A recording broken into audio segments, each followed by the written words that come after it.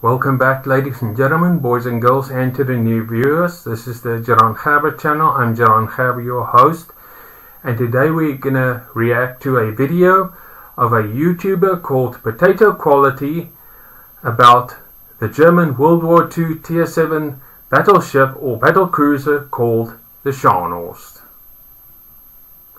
Now, before we start, I would encourage you to like and subscribe to my channel, my social media. To get access to my full uncut content, please visit my Patreon, also in the links below. And let's get to the video. Enjoy.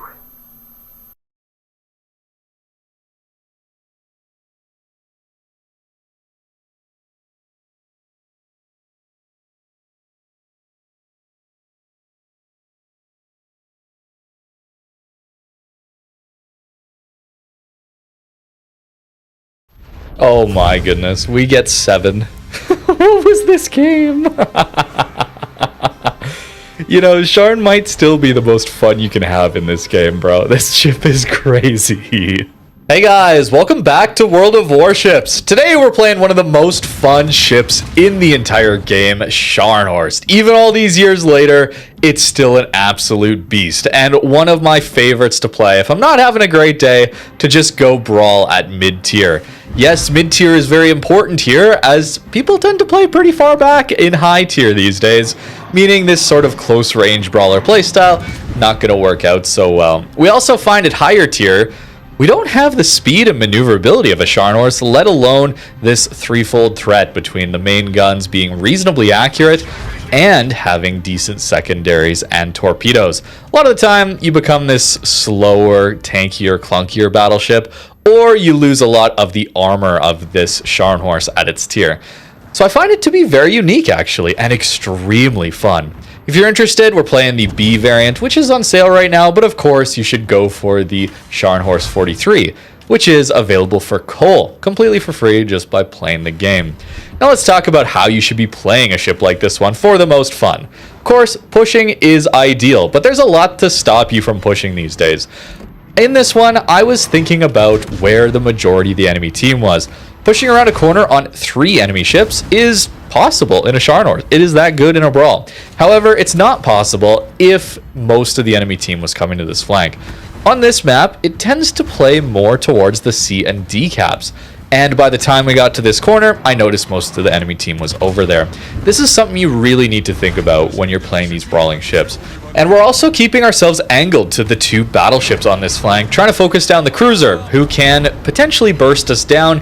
And with these Scharnhorst guns, we're not doing a ton of damage to battleships. It's better to go after cruisers with these guns. Landing some torpedoes at close range here, keeping an eye on our angle to the New Mexico. We'll finish off the Boise and then get the torps in on the New Mexico. Having torpedoes is so much fun in these brawling situations. You basically never have to worry about getting rammed, as you can always turn and get these torpedoes off. It's one of the most fun parts of this ship, getting in these extremely close range brawls and then having these torps to deal with enemy capital ships. Your guns are going to do decent damage, but nowhere near battleship level. They're battle cruiser guns mostly, and best to deal with lighter armored targets, so that's where these torpedoes are just so much fun to use. I think Scharn 43 is a little better in these brawling situations, I gotta say, which is cool because that's the free ship, right? It's got a little bit better secondary DPM, more importantly, sets more fires consistently, and the torps have a way faster cooldown, and you get a 15% engine boost on that one. But don't feel like you need to go get Scharn 43 if you already have this regular version, because it's still most of that same playstyle, and in fact the main guns are more consistent on this one. A little better reload, but more importantly, we have short fuses on these ones, where the Scharn 43 has regular fuse times, leading to many more overpens. I find regular Scharnhorst gets much better value out of its main guns, especially into cruisers at these tiers, especially down tiers like we're getting. They're pretty narrow, the cruisers we're fighting, so overpens can be quite common. Now that we've dealt with this flank, it's time to push spawn? No, we're gonna go towards the islands here in the middle. We're kind of still pushing spawn since this flank is so divided in half, but I'm trying my best to use island cover. Now, do you go full send all the time with Scharnhorst? You can, but I don't think it's going to work out in every battle. It worked out here because there's a few things I'm often looking for to give me the green light to full push. One of them being just, are there torpedo threats on the enemy team? Is there a destroyer that's going to take me out very quickly if I decide to push out on my own like that? In this case, there wasn't. Is there a carrier? Probably don't push in that scenario. Same with submarines. And as well, I'm looking for crossfires. That's why I brought up the enemy team's positioning earlier on in this video. When they're all clustered towards the C and D cap, they can't provide a lot of support and crossfire. That's one of the reasons you shouldn't be pushing spawns, is that as soon as you break out from your flank, pushing towards the enemy spawn, trying to finish off that last remaining ship on that flank, you're so often broadside on to the entire rest of the enemy team that's in the middle of the map, and then you get caught in a crossfire. So that's why I really don't like pushing spawns. In this case though, we get to go back towards some more island cover and continue pushing onwards. We need to give a little bit more broadside than comfortable to use all of our secondary DPM, which is decent, okay? Scharnhorst has this more normal German battleship, or at least like the Preußen line German battleship secondary accuracy. Not as accurate as Schlieffen, but a little better than the standard battleship secondary accuracy, so it's well worth using them. We gotta give 39 degrees of broadside forward, 38 degrees of broadside backwards to make use of them all. Fortunately, Scharnhorst is very maneuverable, so we're able to use all of that secondary DPM and still angle in time. I think one of the really nice things too is the main guns have just a 20-second reload with 2.0 Sigma battleship dispersion, 9 guns. It's so much more consistent than Gneisenau. It's less good into battleships, of course, because Gneisenau gets those 380s. But if those don't hit, which most of the time they're not, Scharnhorst is just so much better. Personally, I do enjoy this ship so much more than the Gneisenau. And it's fast too, that's the other thing. You get through the map so much quicker. You're not out of position nearly as often. When you decide to push, it's going to be so much more effective because you can get through these situations so much quicker. I absolutely love having Scharnhorst in my port, and taking out like this again, it's been a little while to be honest with you since I've played Scharnhorst. I'm mostly trying to brawl at higher tier. And it's hard to brawl at higher tier, guys. You get punished so much more often than you do at tier 7. So if you're interested in just having a good time, I think Scharnhorst is one of the best. Bit of a yoink there for our Kraken, okay? I'll admit it. But maybe this next one isn't so much of a yoink. New Orleans is going very broadside to us. And 2.0 Sigma battleship dispersion. Here we're actually running accuracy build. I'm not running the full secondary build, and that is why right there. I love having those kinds of salvos. When someone makes a mistake and goes broadside at close range like that, I want to feel like I can consistently punish them, okay? And this ship, we'll take a look at a secondary build soon, full secondary build. We still get 8.3 kilometers of range on these secondaries with decent accuracy still. Most of the time when you're brawling, you're within 8.3 kilometers anyway, so the extra you get to 9.5 is pretty minor benefit for the downside of losing out on dispersion for your main guns. So that's why these days I am mostly running hybrid build, even on these secondary focused battleships, because your main guns are still going to give you the majority of your damage. Even though with a ship like this one, we do have 3 legitimate threats that we can go after. And this really helps us out a ton into up tiers where, let's be honest, we're not full sending a flank like that nearly as often. It can happen, but oftentimes you're not going to get away with that. So playing a little further back, taking your time to assess the battle, and then pushing in the late game is typically how you're going to have to roll with this ship in the up tier. And having the main gun accuracy for those games is extremely valuable. And we still get great value out of these torpedoes and secondaries too, even when we're not running a full secondary brawler build. I haven't actually spec'd too much into extra healing here, as unfortunately for Scharnhorst, we don't have any extra gimmicks as far as heal cooldown. You know, a 40-second heal cooldown will go pretty nuts on a ship like this one, as well as not having the fast acting damage controls. So timing your pushes is going to be extremely important in a ship like this one. The other things I'm looking out for is island cover, right? We want to be catching checkpoints, especially in a ship like this one that doesn't have that fast cooldown on either the damage control or the heal. 80 seconds doesn't seem like a long time, and yet between heals, it feels like forever. So you need to have checkpoints where you can duck in behind an island, go dark, and not be shot at for a little while. And then after you've healed up a little bit, you can jump back in and brawl again. That is the key to getting the most out of a Scharnhorst. You can just full YOLO, one heal it, and it's going to do all right.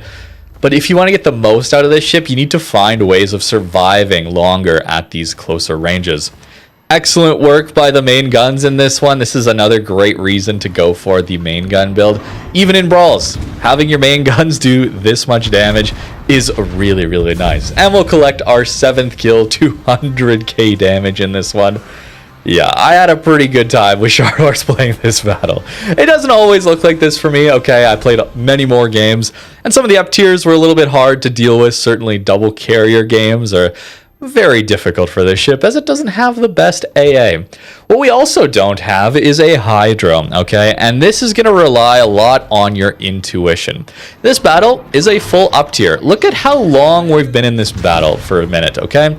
It's been about 8 minutes, 8.5 minutes, and now I'm making my push with most of the enemy team on this flank behind islands, trying to isolate fights here, right?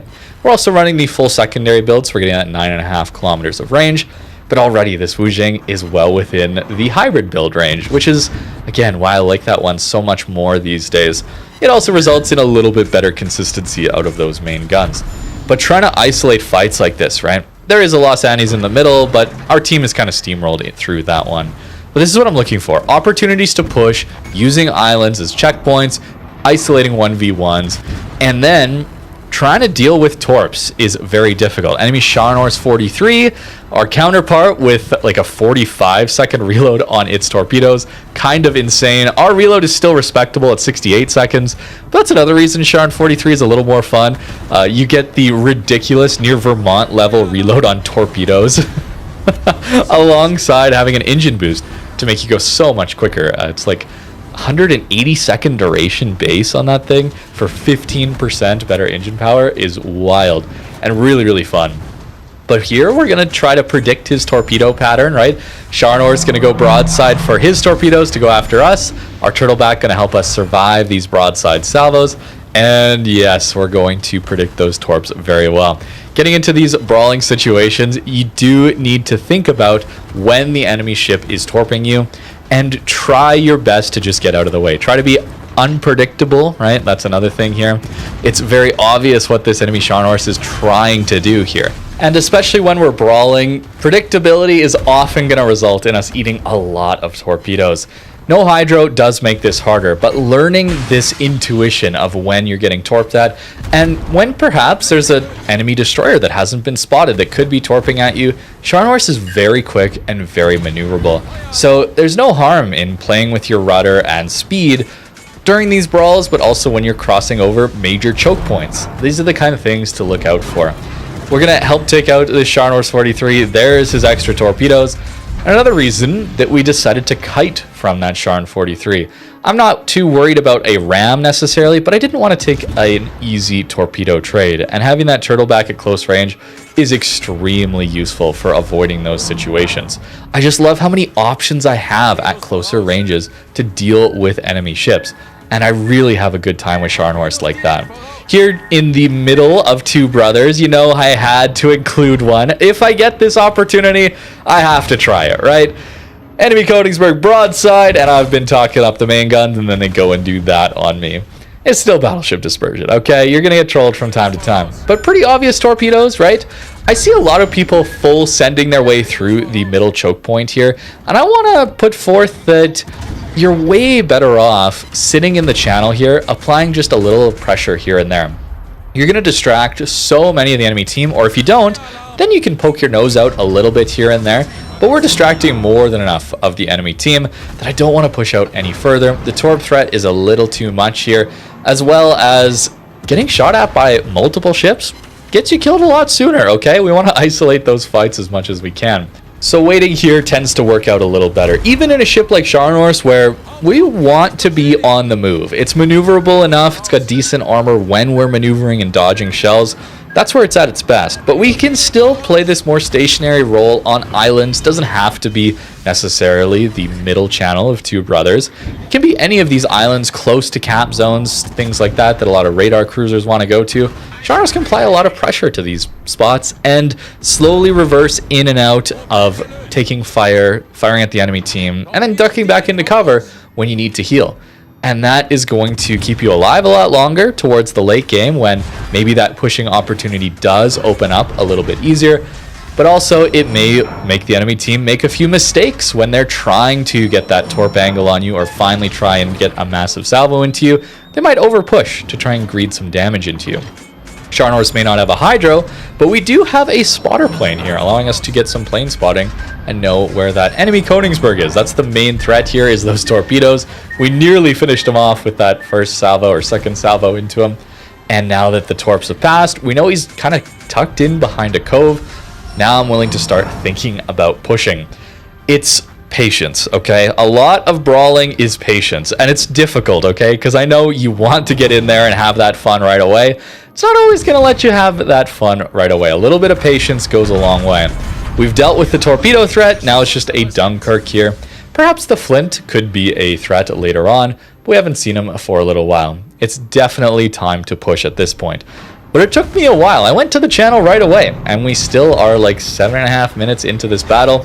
So a lot of patience in this one. Fortunately, Scharnhorst has great acceleration and maneuverability. The turret traverse is excellent, allowing us to deal with multiple threats very quickly too. You don't always get that on brawling battleships, the fast turret traverse, and it helps so much. Here we're broadside enough that AP would have hurt. Fortunately, still on that HE. But do we damage control, right? We have a heal coming up, so maybe we don't need to. And hopefully we can finish off this Dunkirk before he gets to his next salvo. I'm going to try and aim up into his superstructure. You got to look for some of these flat plates. Like, look where I'm about to aim right now. It's not a very angled plate to us at that moment, allowing us for a lot of full pounds. We take the heal, and now, well, the Flint is got some pretty scary torpedoes. We don't know where they're coming from, but a lot of people, I think, would just push straight out of this island gap.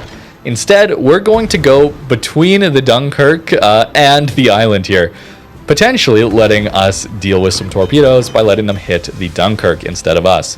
That didn't happen in this one, but it's well worth trying some of these unconventional routes around islands and between island cover, because that's going to avoid most of the torpedoes anyway. And in fact, there come those torpedoes right away. They were designed to go for that middle choke point, because either we go straight out the middle and probably eat those torps, or we stop in that mid choke point like I had been doing a little further back in that middle gap, and we probably eat those torps too. But pushing out and turning in instantly like that, it's not as expected, so it allowed us to avoid some of that torp damage. We do get lit on a double fire after using our damage control here. Probably should have used that damage control a little bit later or waited on it.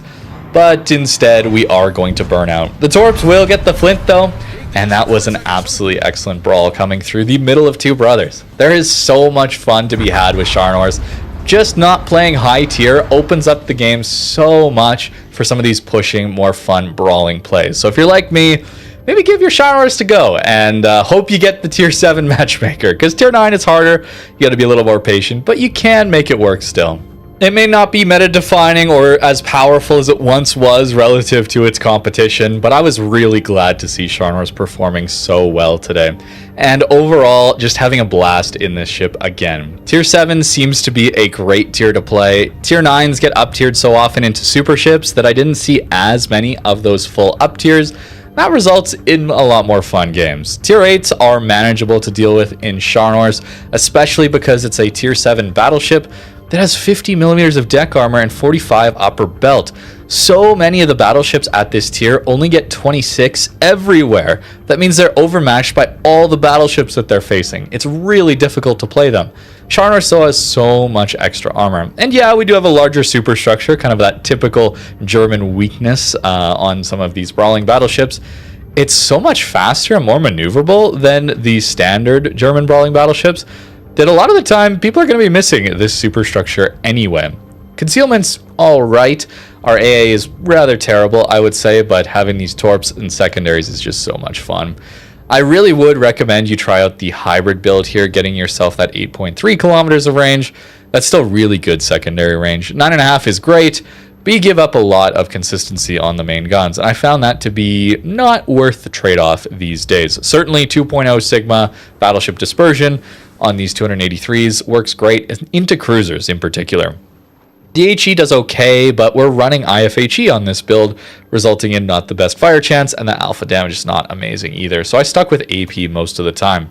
Here's the build that I was running. Notice no extra healing, because oftentimes I'm just not getting to it, right? I'm waiting for my time to push, and then I'm full sending it in, right? Or getting to the next island, and then slowly pushing up like that. That doesn't lend itself to taking little bits of damage consistently throughout the game. I am either playing pretty safe on an island, waiting for an opportunity, or I'm going in. And you're not getting 5 heals most of the time with that anyway. So I'd rather fire prevention, I'd rather concealment, and then I'd rather the extra damage from these secondaries. That's kind of the thought process there. As for the upgrades here, taking steering gears, interestingly enough, I find this ship accelerates rather quickly anyway without it, and especially if you do the Scharnhorst 43 version, you got that crazy engine boost to give you acceleration anyway, and having 11.6 second rudder shift time makes it feel much more like a cruiser, certainly a battle cruiser, than a battleship. I really want to emphasize that. It's not the same as the standard battleship line or the higher tier battleship brawling ships that do feel quite sluggish at times. This feels much more nimble, and I had a lot of fun because of that. Aiming systems here, at least with the hybrid build, you can swap between them. That's another nice thing, is the commander stays relatively the same and you can just swap between these two.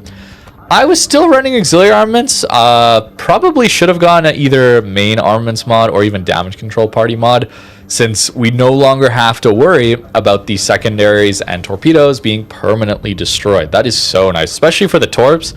You know, if you've played some of these German brawling battleships, that the torps that are on the deck armor like that often get destroyed very quickly, permanently in a battle, and then you no longer have them. A massive help for these ships is that those no longer get permanently destroyed.